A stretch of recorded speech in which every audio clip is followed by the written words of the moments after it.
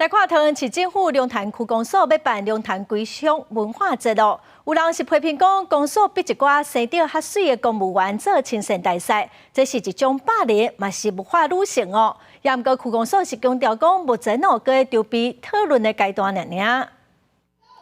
精彩刺激白龙船的比赛是闹热滚滚。龙潭区公所筹办2025年龙潭归乡文化节，除了白龙船的比赛。今嘛有风声讲，因要伫公务人员内底选出12金体，加做接待人员。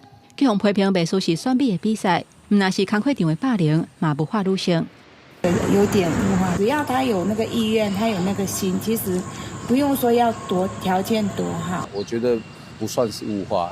活动的话，就是我觉得还是需要一些就是比较体面一点的，对，我觉得还是必要的啦。正式的场合本来就是要有它该有的礼仪跟那个，不然你就找那个公园一堆阿婆阿嬷，你就找他们去迎宾不就好了？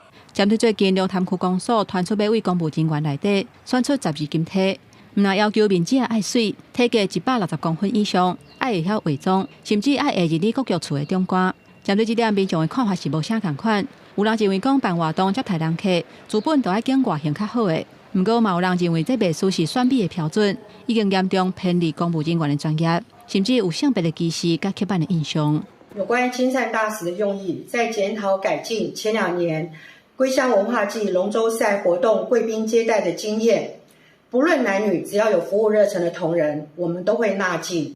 针对有关物化女性的批评，区公所强调讲，并无工课场的霸凌，嘛无物化女性，成立亲善大赛团的用意。是要检讨甲改善接待贵宾的经验，提升公所的形象。无论查甫查某，只要有服务的热情，拢会当来参加，并无像风声所讲的，拢干那找生了水的物化女性的情形。